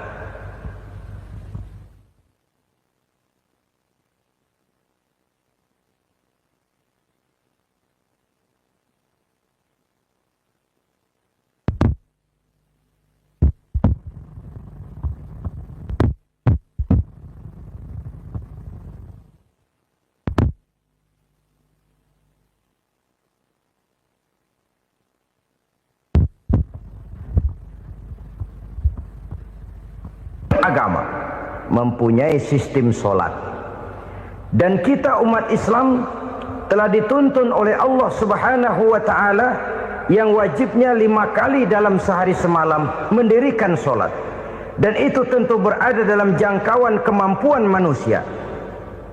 Pada awalnya barangkali kita memang merasa solat itu satu kewajiban, tapi semakin kita hayati makna, manfaat dan filsafat yang terkandung di dalam ajaran solat, semakin sampai kita kepada keyakinan bahwa solat adalah keperluan kita. Sehingga pada waktu tertentu dinilai puncaknya, kita tidak lagi akan berkata saya wajib solat, tapi kita akan berkata saya perlu solat. Kalau kita sudah merasakan itu adalah keperluan kita, nah di sanalah kita baru akan merasakan ruginya kalau hal itu tidak kita laksanakan. Sepanjang kita masih berkata saya wajib sholat, kita akan lebih merasakan dia sebagai beban ketimbang sebagai keperluan. Yang jelas Allah tidak memerlukan ibadah yang kita laksanakan ini. Dengan kata lain, andai kata satu dunia penuh ini orang tidak ada yang sholat satu pun, Allah tidak akan turun dari jabatan Tuhan. Jangan lalu berpikir kalau kita ngambek se-RW kagak sembahyang Tuhan tekor kali ini ya. Tentu tidak. Itu perlunya kita, bukan perlunya Allah. Dan pada induknya kita akan berkata saya perlu agama. Kalau secara induk kita sudah memerlukan agama, maka konsep-konsep yang ada di dalam ajaran agama itu pun adalah juga merupakan keperluan kita. Baik dia bernama sholat, baik dia bernama puasa, baik dia bernama zakat, baik dia bernama haji, seluruhnya adalah keperluan kita. Dan sesuatu yang kita perlukan apabila tidak kita laksanakan akan melahirkan kerugian di dalam kehidupan. Jangan heran kalau kita membaca riwayat perjalanan hidup para salafus soleh, orang-orang soleh. Ada yang tahajud sampai 100 rakaat, ada yang sholat malam kakinya sampai bengkak. Kita sekalinya bengkak biri-biri. Ada yang sholat membaca surah dalam Al-Quran sampai khotam Quran. Kok mau? Mereka sudah merasakan itu keperluan. Itu saja soalnya. Satu saat pun jikalau kita merasa bahwa itu keperluan saya, kita pun akan melaksanakan seperti itu. Keperluan saya dalam kehidupan. Inilah yang kedua. Yang ketiga, orang bertakwa yang akan meraih kemenangan itu, wa mimma razaqnahum yunfikun. Mereka membelanjakan sebagian daripada rezeki yang diberikan Allah kepada mereka. Mereka infakkan di jalan Allah. Ada satu dialog menarik. Satu hari seorang anak muda bertemu dengan seorang kakek-kakek yang sudah dikenalnya baik. Bertanyalah anak muda ini, "Kek, umur kakek berapa tahun?" 15 tahun, kata si kakek. "Anak kakek berapa orang?" 1. "Harta kakek berapa banyak?" 15 juta. Si anak muda ini bengong. Lalu protes, "Kok kakek bohongin saya?" "Kenapa?" "Saya tahu umur kakek 70 tahun. Kenapa ngaku 15? Saya tahu anak kakek 5. Kenapa bilang 1? Saya tahu kakek miliuner, miliaran uang kakek. Kenapa ngaku cuma 15 juta? Begini, kata si kakek tadi.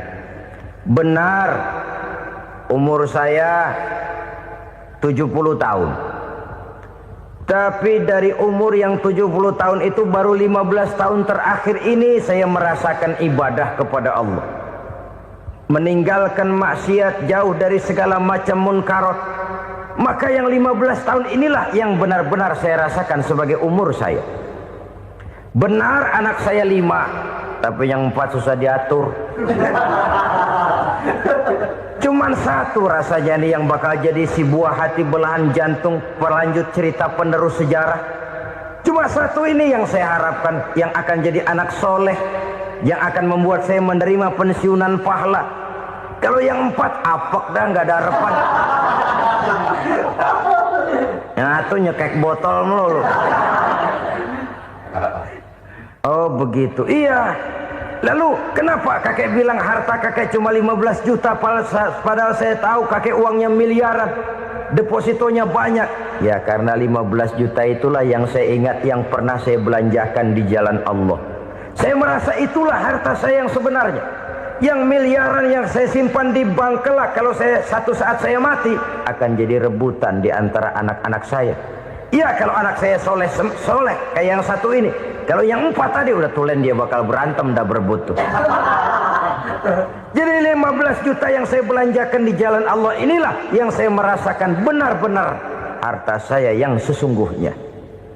Dialog ini patut menjadi bahan renungan kita bersama.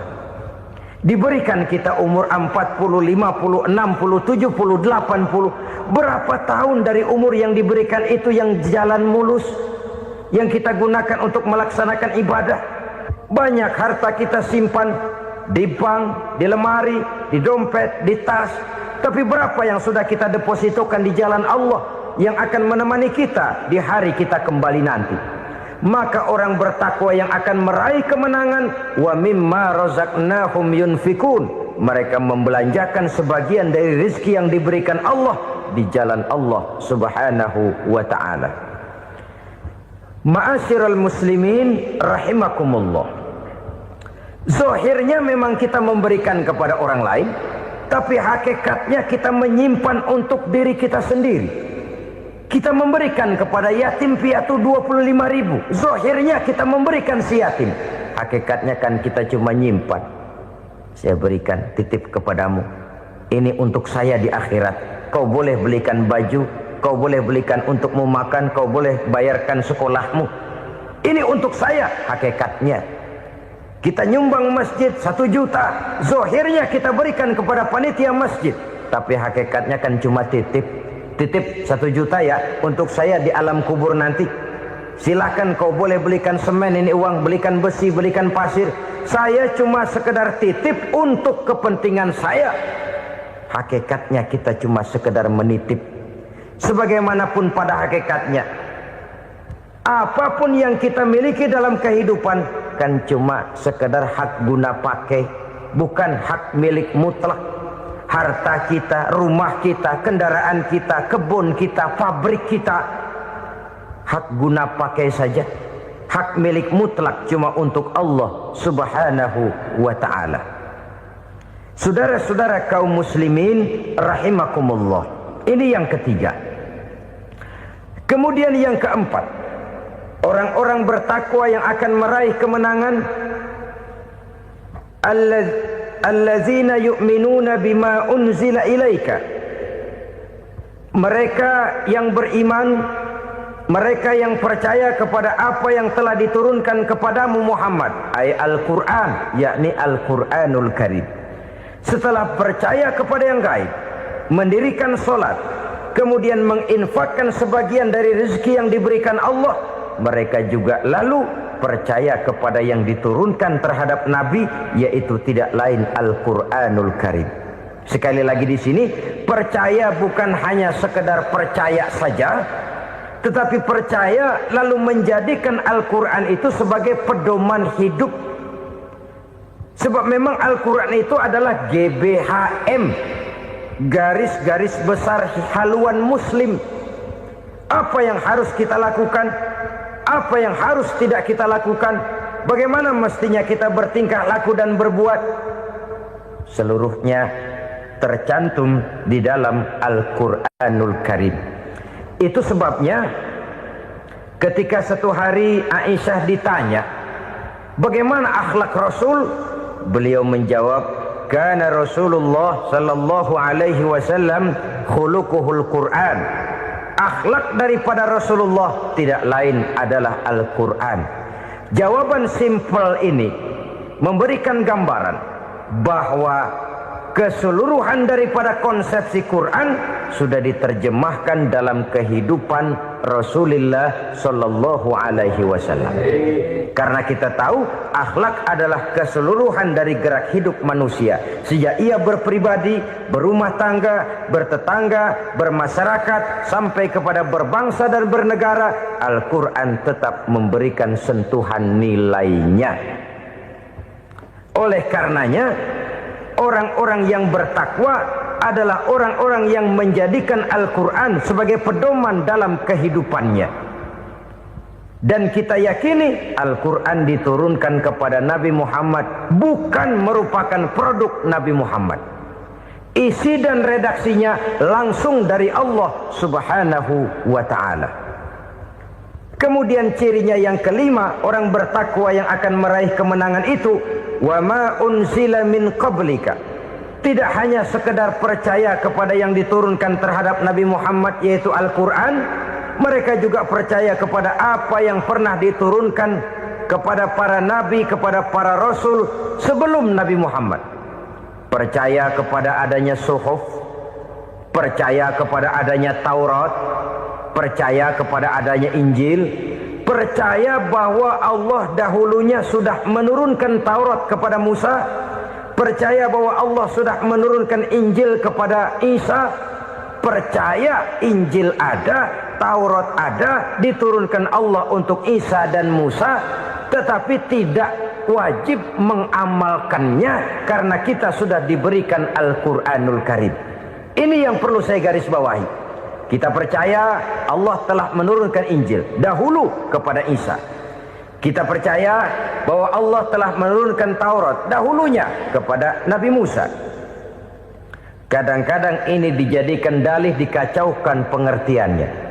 Quran saja mengajarkan bahwa orang yang bertakwa harus percaya kepada Injil, maka pakailah Injil. Apalagi kalau ayat sebelumnya ditilap, dihapus, dihilangkan, Injilnya yang ditekankan, maka akan terjadilah penekanan yang salah arah.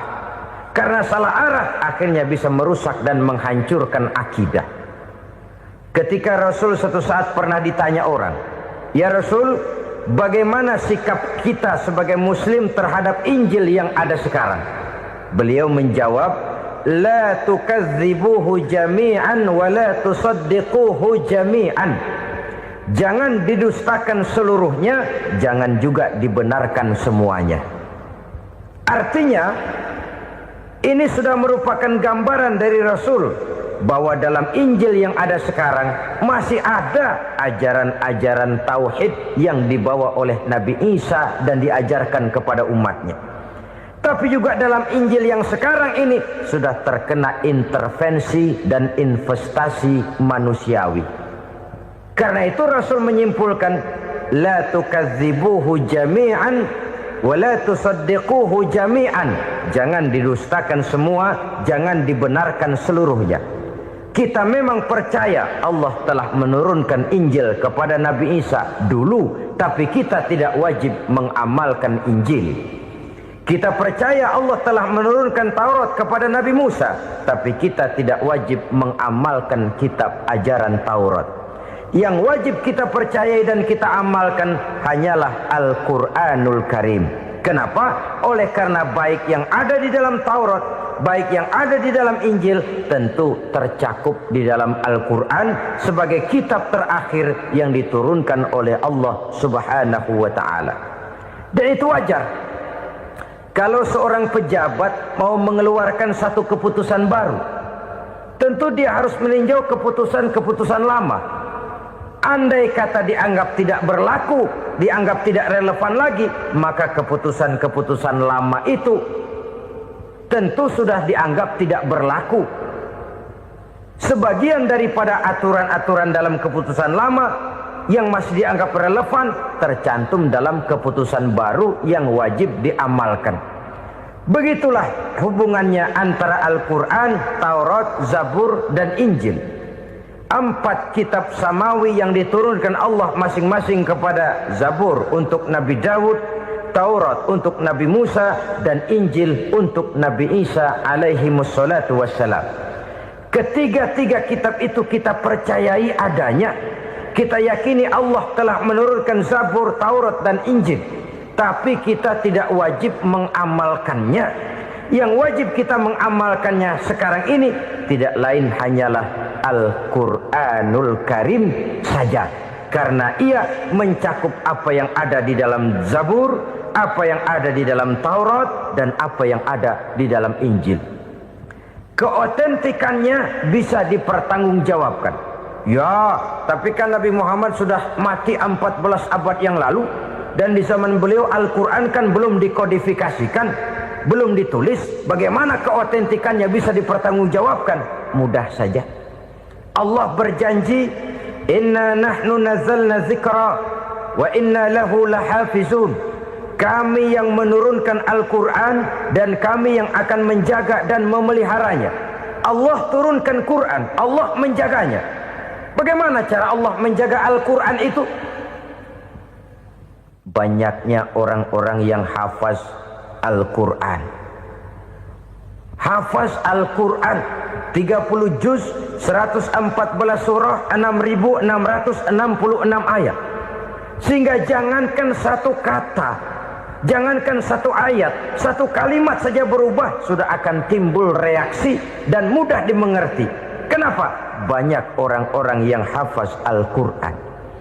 Sedangkan pada setiap akhir tahun biasanya malaikat Jibril selalu mengadakan checking terhadap ayat-ayat yang diturunkan pada waktu itu.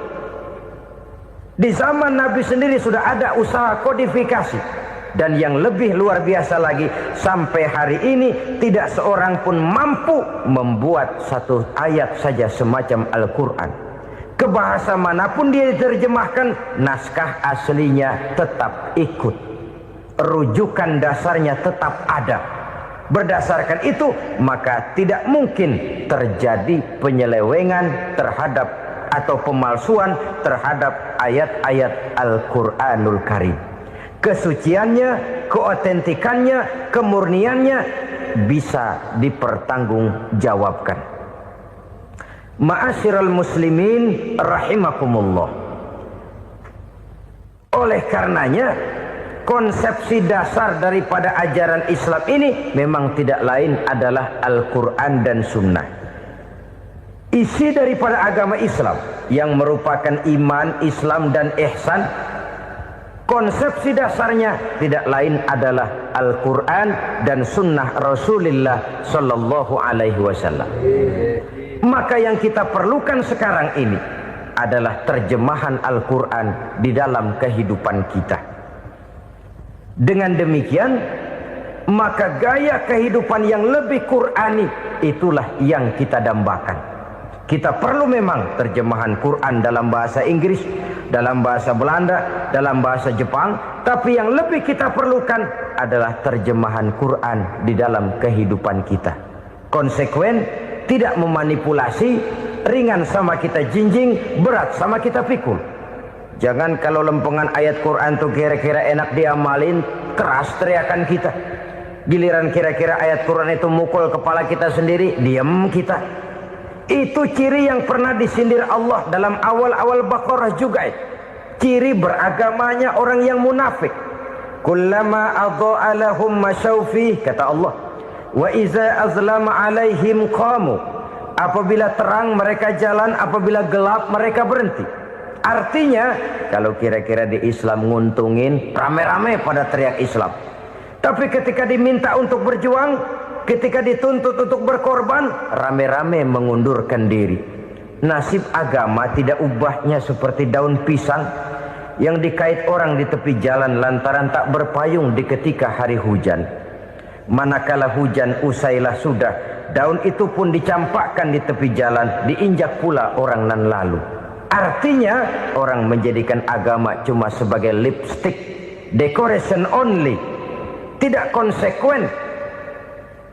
Hanya pada saat-saat kelihatannya Islam membawa keuntungan, rame-rame orang teriak-teriak tentang Islam. Tapi jikalau diminta berjuang, jikalau dituntut untuk berkorban, biasanya rame-rame juga mengundurkan diri. Jangan heran kalau mayoritas hitungan kita, tapi minoritas peranan kita. Kuantitas kita dalam jumlah, tapi dalam kualitas kita lebih sering jadi penonton daripada jadi pemain. Padahal itu sangat tidak boleh terjadi. Umat Islam di Indonesia harus bangkit. Umat Islam di Indonesia harus sadar akan keberadaannya. Tidak boleh hanya jadi penonton berpangku tangan. Karena memang agama kita juga mengajarkan untuk konsekuen di dalam menjabarkan ajaran-ajaran daripada agama kita.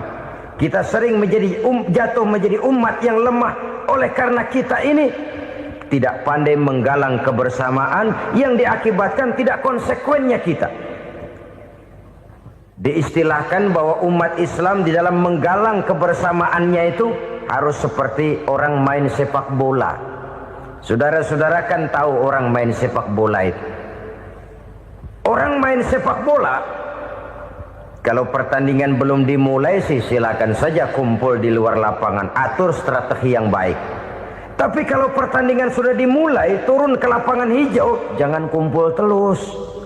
Ada sepak bola gotong royong, mundur rame-rame, depan ke depan kumpul melulu mainnya. Kalah. Orang main sepak bola itu ya harus ada penyerang tengah, harus ada penjaga gawang, harus ada strikernya, harus ada kiri luarnya, kanan dalamnya yang jadi backnya. Posisi boleh bermacam-macam, tapi yang penting saling ngoper untuk menggolkan gawang lawan. Begitulah umat Islam ini. Boleh ada yang jadi pejabat, boleh ada yang jadi pengusaha, boleh ada yang jadi petani, silakan ada yang jadi seniman, ada yang jadi penyair, ada yang jadi artis sekalipun. Tapi kalau sudah berhasil menguasai bola, jangan lupa operannya. Operan itu yang langka. Kita ini muslim kadang-kadang kalau sudah memegang menguasai bola, kalau belum mau mampus, belum mau ngoper. Nanti kalau sudah nggak punya bola, baru mau ngoper. Kalau sudah dengar-dengar mau dekat pensiun, baru mau jihad, baru mau berjuang, baru mau ngurus pesantren. Tanda tangan sudah tidak laku, memo sudah tidak dihargai, baru mau berjuang. Kemarin kemana mas? Kita tidak pandai memanfaatkan posisi. Dengan kata lain, kalau kembali kepada persoalan kita, konsekuensi kita terhadap agama yang kita anut ini belum ideal. Kita masih lebih sering berislam ini pada saat-saat yang menurut perhitungan kita membawa keuntungan. Tapi kalau diminta berjuang, dituntut berkorban, yang itu pun hakikatnya adalah untuk kepentingan kita juga. Allah tidak pernah menuntut kita untuk jihad bagi kepentingan Allah, itu tidak. Berjuang menegakkan agama Allah, apakah untuk kepentingan Allah? Tidak. Untuk kepentingan kita. Sebab nilai-nilai jihad itu pada akhirnya akan membawa kita kepada satu kebahagiaan. Setidaknya kalau tidak di dunia, tentu di akhirat sebagai syahid. Oleh karena itu, pada bagian akhir ini saya ingin mengajak, marilah kita konsekuen. Sekali kita berkitabkan Al-Quranul Karim, mari dia kita jadikan pedoman. Jangan cuma kita jadikan sebagai penghias dinding, pelengkap rumah, bahwa di rumah kita ada Al-Quran, tapi yang baca kecoa. Habis pada bolong tuh Quran. Yang penting kan punya Quran. Ditaruh di pintu rumah. Biar apa? Biar kuntilanak kagak masuk katanya. Ya apa itu nasib Quran, cuma kerjanya jaga pintu, ngusir kuntilanak, ngusir memedi.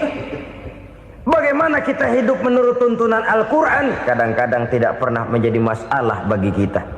Maka bagaimanakah Al-Quran akan mungkin membawa keberkahan dalam hidup kalau ajarannya kita injak-injak dalam keseharian kita?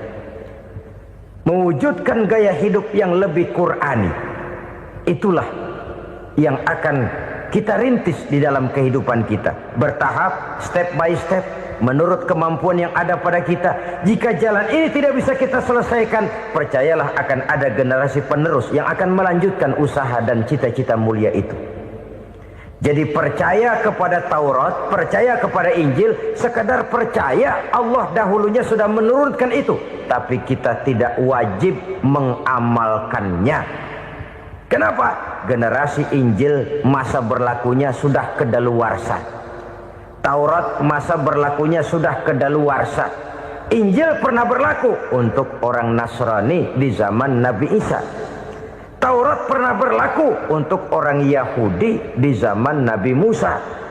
Setelah generasinya berlalu, datang Rasul penutup yang membawa Al-Quranul Karim, maka Al-Quran itulah yang berlaku menjadi pedoman sampai hari akhir nanti. Jangan jauh dari Al-Quran, karena apabila ini kita lakukan, maka kita akan kembali kepada satu gaya hidup yang jauh dari tuntunan agama, dan itu artinya kita akan semakin jauh untuk meraih kemenangan. Saudara-saudara kaum muslimin rahimakumullah. Yang keenam, yang terakhir, orang-orang bertakwa yang akan meraih kemenangan itu wabil akhirati hum yuqinun. Mereka percaya, mereka yakin seyakin-yakinnya akan adanya hari akhir, di mana seseorang akan mempertanggungjawabkan seluruh perbuatannya di dalam hidup ini.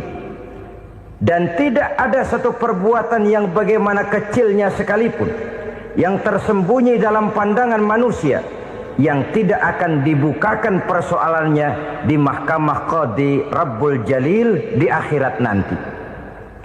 Itulah sebabnya maka percaya kepada akhirat disebut secara khusus. Padahal di awal tadi sudah dijelaskan yu'minuna bil ghaib, percaya kepada alam gaib, dan alam gaib ini termasuk akhirat.